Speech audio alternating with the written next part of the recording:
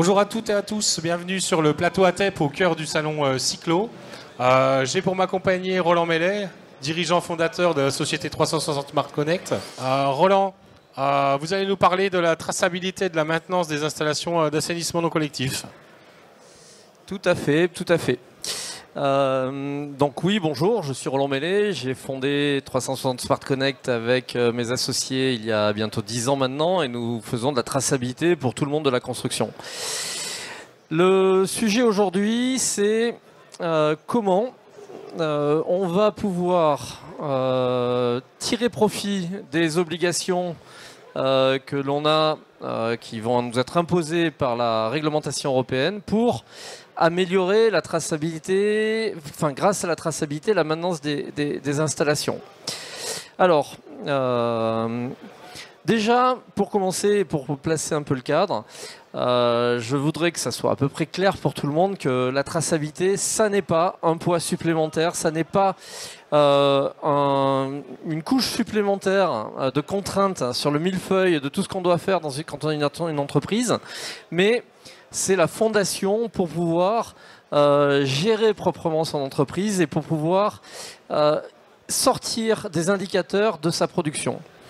Donc si on voit les choses comme ça, tout devient plus simple et plus léger et plus facile. Et c'est ce que je vais essayer de vous démontrer, comment on transforme cette obligation. Donc c'est quoi la traçabilité?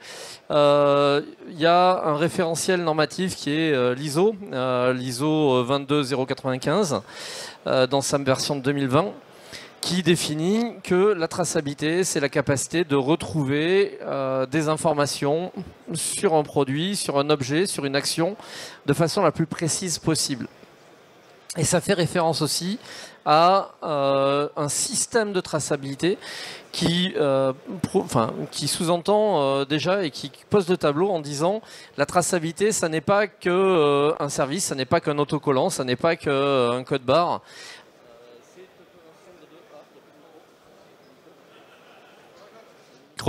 Ah, voilà le micro qui revient. C'est un ensemble de choses qu'il faut mettre en place. C'est ce que l'on appelle un système. La traçabilité, c'est faire quoi? C'est en fait une boucle continue qui va commencer de l'identification de ce que l'on veut tracer. Il faut être sûr de tracer la bonne chose. Donc on va mettre un identifiant unique et certain sur lequel il ne peut pas y avoir d'équivoque. Imaginez un petit peu si il y avait des voitures plusieurs voitures avaient la même plaque d'immatriculation. Vous imaginez un peu le bazar que ça mettrait. C'est la même chose en fait sur les produits. Il faut être capable d'avoir un nom, d'appeler les choses avec un nom très identifiant, très unique, de façon à être bien sûr qu'on appelle un chat et au niveau de ce que l'on veut faire en termes de récupération d'informations. Ensuite, on va aller chercher à capturer de l'information. Et là, c'est là où c'est le plus fastidieux, le plus embêtant la plupart du temps, parce que souvent, quand on parle de traçabilité, on parle de cahiers où il faut rentrer des choses, après il faut le ressaisir dans des systèmes divers et variés, et après il faut ressaisir les informations pour prouver qu'on a bien fait les choses. Et c'est là où en fait c'est une mauvaise compréhension de la traçabilité, parce que justement le but du jeu, c'est de faire en sorte que ça soit le plus indolore possible et que ça se fasse de façon la plus naturelle possible. Regardez, dans les caisses des supermarchés maintenant, on saisit plus les prix à la caisse. Ça passe bim devant un lecteur et tac, ça y est, on a tracé le fait que le produit est passé par la caisse et qu'on va pouvoir, à partir de la liste des produits passés en caisse, vous faire l'addition en fait. Finalement, ça a été vu comme ça a été traité pour avoir un gain de temps. Et donc, le dernier aspect de la traçabilité, c'est une fois qu'on a identifié, capturé, c'est de conserver l'information pour pouvoir la ressortir au bon moment. Et donc justement, à quoi ça sert de faire de la traçabilité finalement? Historiquement, c'est vu comme un acte de défense. C'est se dédouaner. Ah, mais j'ai bien fait les choses, regardez. Pas de problème. Donc c'est la défense. Mais la défense, le problème, c'est que c'est quelque chose qui est, si c'est pas bien organisé dès le début, bien souvent, ça peut se retourner contre soi.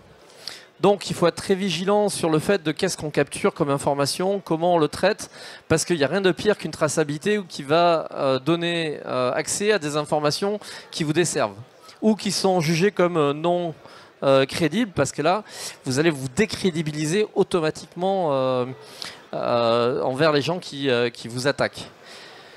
Le deuxième aspect important de la traçabilité, c'est que finalement, tout à l'heure je vous ai dit, c'est identifier, capturer, conserver, mais c'est ce que l'on fait dès qu'on a une activité économique, c'est ce que l'on fait en permanence. C'est qu'est-ce qu'on a fait, qu'est-ce qu'on doit faire encore, etc. Donc la traçabilité, ça sert à générer des indicateurs qui servent ni plus ni moins qu'à piloter une activité, piloter un business. Et puis là où en fait c'est notre credo à 360 Smart Connect, la traçabilité c'est aussi fait pour partager les informations avec les gens qui sont dans vos partenaires dans la chaîne de valeur. Là, dans l'assainissement non collectif et dans le traitement de l'eau, c'est l'industriel doit partager des informations avec ses poseurs. Les poseurs doivent partager avec les mainteneurs. Les mainteneurs doivent remonter de l'information auprès des industriels pour que ceux-ci puissent améliorer leurs produits, etc., etc. Et au passage, c'est aussi intéressant de partager cette information avec l'utilisateur lui-même, le consommateur, parce que quand est-ce que ça a été traité, quand est-ce que le GIE, l'entreprise du GIE, GVA est passée la dernière fois pour venir pomper. Donc tout ça, c'est des informations qui sont, une fois qu'on les a, c'est très important de pouvoir les partager. Par contre, il faut être aussi très vigilant sur qu'est-ce qu'on partage et à qui on partage, parce que tout le monde n'a pas l'éducation pour recevoir le message partagé par la traçabilité. C'est-à-dire que si vous partagez avec quelqu'un une information qui peut être alarmante, pour un professionnel, ça peut être rien, juste le signal qu'il y a un dysfonctionnement qu'il faut reprendre, et ça c'est normal, mais souvent pour les particuliers, ils vont s'affoler un peu vite. Imaginez si d'un coup vous rentrez dans un ascenseur et vous voyez il y a un dysfonctionnement qui est signalé à telle date. Voilà, mais alors que finalement c'est rien, c'est juste que il fallait nettoyer, je sais pas, dégripper quelque chose. Donc il faut être très vigilant sur le fait de savoir qu'est-ce qu'on partage. Et c'est d'autant plus important dans notre univers de la construction, c'est que le monde de la construction, et comme le monde à l'image du monde de l'eau, est fragmenté. Il y a des dizaines et des dizaines d'acteurs sur la chaîne, et il y a toujours des problèmes de communication entre eux. Toujours. Et au final, ça se retourne toujours soit contre le premier, à savoir l'industriel, soit contre le maître d'ouvrage qui, finalement, on vient toujours chercher dans sa poche les résolutions des problèmes. Donc, dans notre écosystème, il faut savoir comment on peut avoir les informations, comment connaître leur empreinte carbone, c'est de plus en plus important, comment on le maintient, et en toute fin de vie, comment ça va être réemployé. Et ça, finalement, c'est le propos même des nouvelles réglementations qui sont en train de rentrer en vigueur petit à petit au niveau européen, qui vont former une harmonisation sur toute l'étendue du marché européen. Alors c'est la CE plus les pays qui adhèrent en fait à ce système-là. On a la Norvège par exemple qui n'est pas du tout membre de la Commission européenne, mais qui suit ses préceptes. La Suisse aussi. Donc, qu'est-ce que c'est que le DPP? C'est finalement l'évolution du marquage CE qu'on connaît tous, qui veut dire que quelque part on a des déclarations de performance qui sont enregistrées quelque part et auxquelles on peut se référer, qu'on peut retrouver.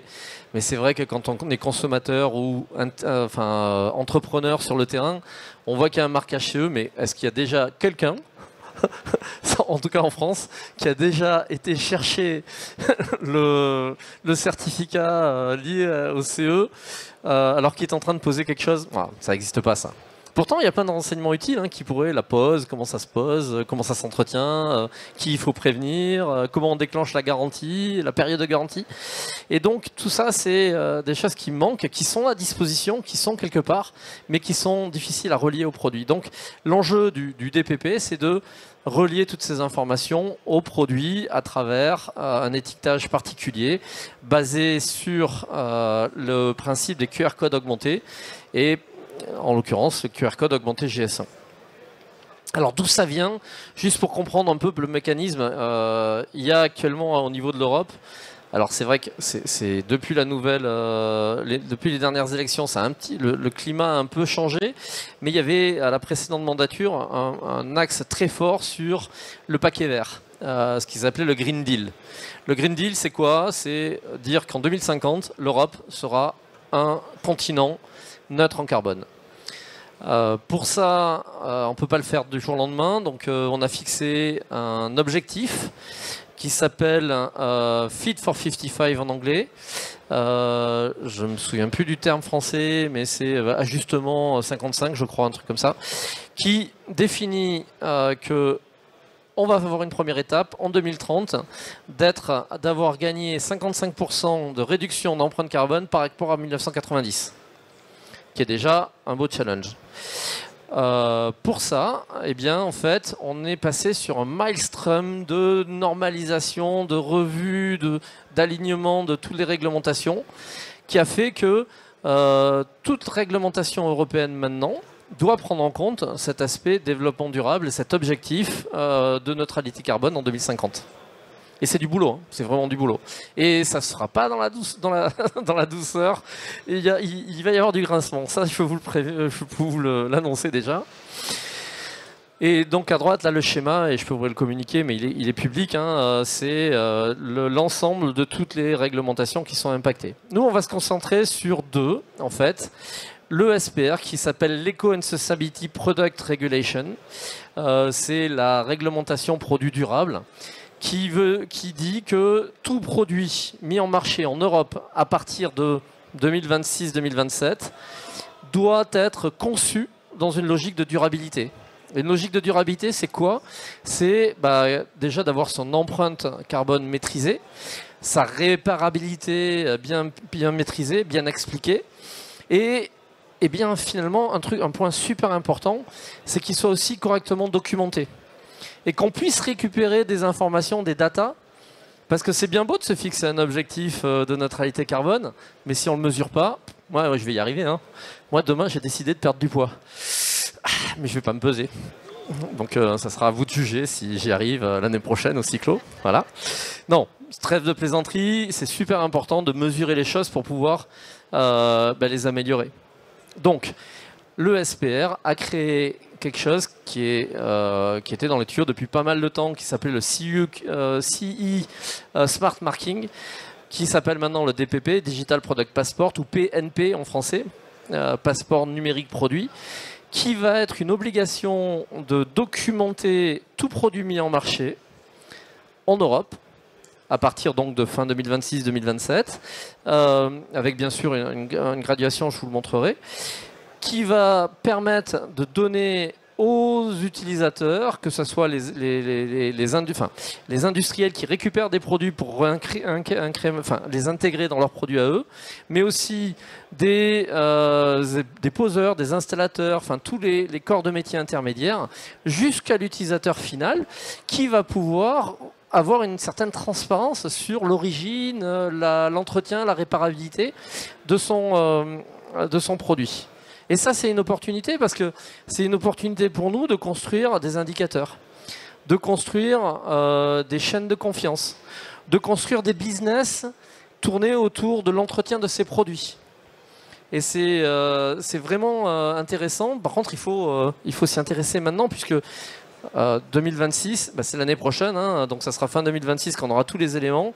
Et pour une petite structure de 10 personnes, ça sera assez facile de s'y mettre. Mais dès que les sociétés ont plus de 50 personnes en moyenne, hein, c'est là où la balance, il faut compter un an et demi, 2 ans pour arriver à être capable de mettre ça en place. Alors, si on rentre un peu plus dans les détails, le DPP, eh bien, en fait, il est repris dans le nouveau règlement des produits de la construction qui est sorti en octobre dernier, qui s'appelle le CPR en anglais, Construction Product Regulation, RPC en français, qui est le règlement qui pilote toute la normalisation, toutes les informations sur les produits à destination de la construction. Donc c'est un gros changement aussi. En plus, le DPP ESPR n'est pas tout à fait le même que DPP CPR. Il y a des similitudes et des différences.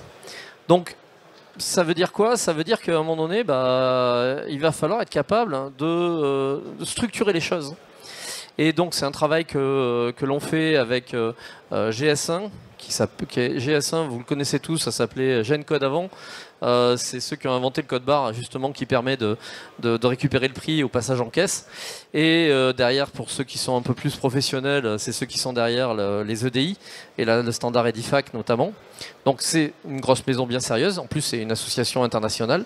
Et vous avez aussi un autre acteur international qui s'appelle Building Smart, qui est l'association des gens qui, comme nous, sont dans le digital pour la construction. Et Building Smart, ce sont ceux qui standardisent le BIM. Le BIM qui est ni plus ni moins que l'épine dorsale de la data dans le monde de la construction. Donc ça, c'est un time frame, comment tu dis ça en français? Excusez-moi, hein, je jargonne. Mais un échéancier. Une frise chronologique de la façon dont ça va se mettre en place. Et vous voyez que là, ici, maintenant, on est en 2025. Les choses commencent à se préciser sérieusement. L'objectif final étant que tout le monde soit au diapason en 2031. Autre date très obligatoire, c'est en 2028. Il faut que tous les produits de la construction y soient passés. Bien sûr, tout ne va pas se faire en un coup, et il y a des ordres de priorité avec des mécanismes qui s'appellent les CPR acquis. Enfin, si ça vous intéresse, je pourrais vous expliquer après. Mais on a tout ce qui est éléments en béton qui sont dans les premiers. Et c'est vrai que tout ce qui est vert, hein, c'est à la fin. Les piped tank, je crois que c'est au milieu de la liste. Tout ce qui est waste water disposal, voilà, vous êtes ici, on est dans le 23. Ça veut dire que c'est des choses qui vont se mettre en place de façon obligatoire en 2000, courant 2028. Alors, si on rentre un peu plus dans le détail, qu'est-ce qu'on va y trouver dans ce DPP? On va y trouver au minimum les choses suivantes. Quelque chose qui va identifier le produit à son niveau catalogue, donc le Product Identifier à travers ce qu'on appelle un GTIN, Global Trade Identification Number. Il va falloir proposer aussi l'identifiant de l'opérateur qui a produit, qui a mis en marché, parce que si vous êtes producteur, ça va être vous. Si vous êtes importateur, vous allez prendre la responsabilité pour le producteur qui est hors Europe. Et chose importante et assez fine à mettre en place, c'est ce qu'ils appellent le Facility Identifier. C'est le lieu de consommation. Ça veut dire c'est à quel endroit votre produit va être installé, dans la mesure du possible. C'est pas toujours possible, mais ça fait partie des choses qui sont demandées. Et puis après, vous allez avoir des détails qui vont devoir remonter et être mis à disposition soit du grand public, les déclarations de performance, etc.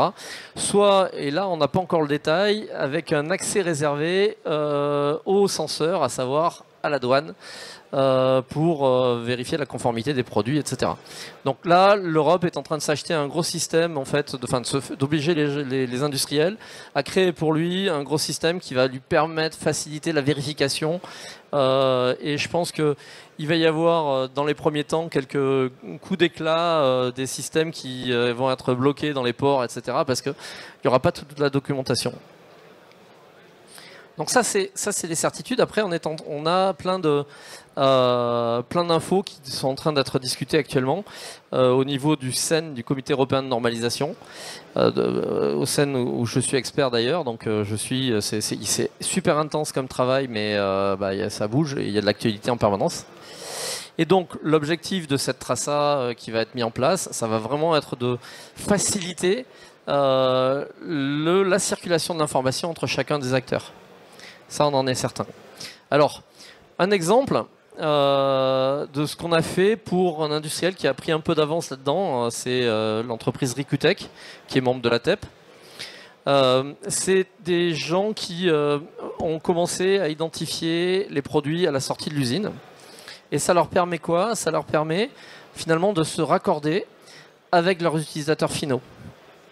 Parce que le problème, c'est que dans le cadre de la démarche volontaire de la norme NF, enfin de la certification NF. C'est une certification volontaire, mais ils se sont mis eux-mêmes l'obligation de pouvoir donner des informations aux certificateurs sur l'entretien des équipements posés pour venir faire du contrôle. Or, le problème, c'est que, comme beaucoup d'industriels, ils vendent au négoce. Le négoce, c'est une boîte noire au niveau de l'information. On sait combien on leur donne, on leur vend de produits, mais on n'a aucune idée de à quel endroit ça sort, à quel moment, etc. Donc, il y avait un vrai problème.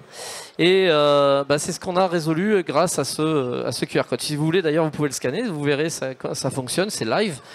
Vous avez quoi ?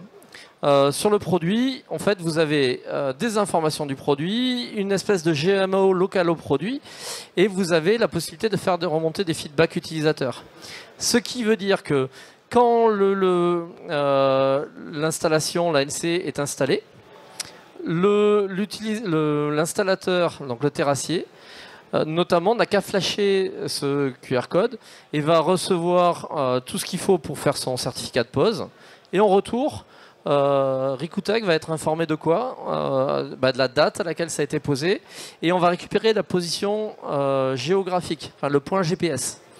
Ça veut dire quoi? Ça veut dire que même si le travail administratif un peu contraignant de devoir saisir les informations de l'utilisateur, enfin du client final, n'est pas bien fait, par la position GPS, on arrive à savoir où ça se trouve. Et donc ces informations, ça remonte dans un back-office, dans une console où l'industriel voit les installations, où est-ce qu'elles sont posées, leur état d'entretien, etc. Et ça permet notamment au niveau commercial de savoir, tiens, on peut piloter un peu mieux notre travail de prescription, parce que on voit là où c'est vraiment efficace ou pas, quoi. Et ça fait 2 ans que ça tourne chez eux, ça commence à vraiment être très efficace. Mais si maintenant on va un peu plus loin, on pourrait imaginer, et c'est ce qu'on ambitionne avec la TEP, que ces informations, on les récupère et on les met à disposition de vraiment tous les acteurs à travers un open data. Alors un open data, une fois de plus, c'est pas, attention, ce n'est pas divulguer tout à tout le monde, mais c'est au moins dire que tiens, dans un accès le plus facile possible à l'information, dire tiens, nous on a de l'information, si ça vous intéresse, on peut regarder pourquoi et éventuellement vous la partager. Ça peut permettre de savoir où sont les installations, combien il y en a, quel type, quels sont leurs entretiens. Ça peut permettre aussi aux mainteneurs de faciliter leur travail, puisqu'ils peuvent récupérer de l'information en avance. Combien de fois c'est arrivé que le camion arrive avec une cuve trop petite pour venir pomper? Bon, là, avant de partir, on peut savoir quel est le volume à pomper, par exemple. Et donc, cette démarche, pour nous, elle s'inscrit dans une logique d'association d'informations tout au long de la chaîne de valeur de la construction, de façon à ce que on ait d'un côté des informations qui restent sur le projet de construction, et d'un autre côté, on a des informations produits qui viennent s'associer, et on puisse, par cette méthode, arriver à conserver les références des produits associées à la référence du projet et son besoin. Et notamment, c'est quelque chose qui peut être, alors qui n'est pas spécialement, vous n'êtes pas encore concerné, mais dans le cadre de la RE 2020 par exemple, et qui était annoncé comme juste une première étape, il est demandé de recalculer l'empreinte carbone réelle de la construction faite. Eh bien, un système comme ce qui est mis en place par Rikutech, s'il était mis en place sur tous les produits de la construction, et il va l'être donc petit à petit, va permettre ce recalcul. Pourquoi? Parce qu'on va avoir la capacité de connaître réellement les produits qui sont mis en place. Et du coup, si c'est par hasard changé parce que manque de disponibilité, retard de fourniture, etc., c'est pas grave, c'est pas grave. La substitution, elle va pouvoir être prise en compte parce que justement, toutes les informations seront disponibles assez simplement. Voilà, c'est là que je conclus mon intervention. J'espère que je n'ai pas été trop long et trop soporifique. Non. Non, ça va. Merci beaucoup Roland, c'était très clair. En tout cas, ce qu'il faut savoir, c'est que la TEP est là pour renseigner tout le monde. c'est notre rôle, hein, c'est vraiment de faire passer cette information. Moi, si j'ai une information à faire passer auprès des industriels, c'est que il est temps de s'y mettre. 2026, c'est demain. Il y a certaines entreprises qui sont dessus déjà depuis un petit moment. On voit que plus l'entreprise est grosse et plus c'est compliqué parce qu'il faut structurer ces informations. Donc ne tardez pas, que ce soit l'ATEP, nous, 360 Smart Connect ou d'autres acteurs, on est là pour vous aider, vous accompagner. C'est le message essentiel que je voulais faire passer aujourd'hui. Merci beaucoup Roland. Merci. Merci à toutes et à tous et très bon salon. Très bon salon à toutes et à tous.